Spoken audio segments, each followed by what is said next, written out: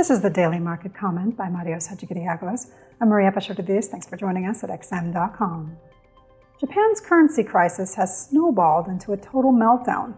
The yen sliced through some crucial support regions like butter lately to hit its lowest level in more than 3 decades against the US dollar, prompting another round of verbal intervention from Japanese authorities who warned they won't tolerate sharp speculative moves. Widening interest rate differentials lie at the heart of the yen's troubles, as the Bank of Japan refuses to play the tightening game that foreign central banks like the Federal Reserve have spearheaded. This rate dynamic, alongside a trade surplus that evaporated as global power prices surged, have stripped the yen of its safe haven qualities. Threats of FX intervention have fallen on deaf ears. Market participants are wagering that such unilateral moves won't have a lasting effect as long as the underlying force of interest rates is working against the yen. Instead, the yen's best shot for a sustainable turnaround lies with Friday's inflation report, in case it fuels speculation for an eventual policy shift at the Bank of Japan. In the absence of that, the yen will remain at the mercy of any moves in global yields.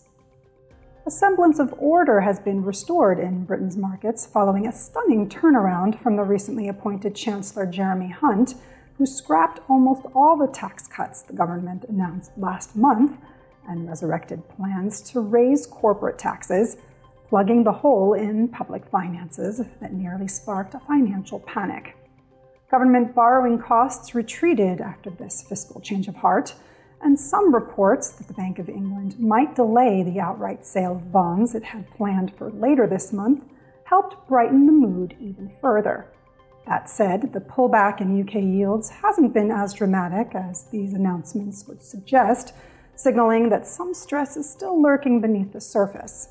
With both the British government and the Bank of England in damage control mode, sterling staged a fierce comeback yesterday to outperform its main rivals. Another puzzling rally on Wall Street has left investors bewildered.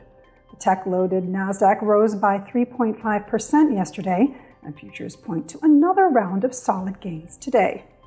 Some traders attribute the sharp moves to the relief in UK bond markets and early signs that the earnings season won't be tragic after some of the biggest US banks played up the health of the consumer.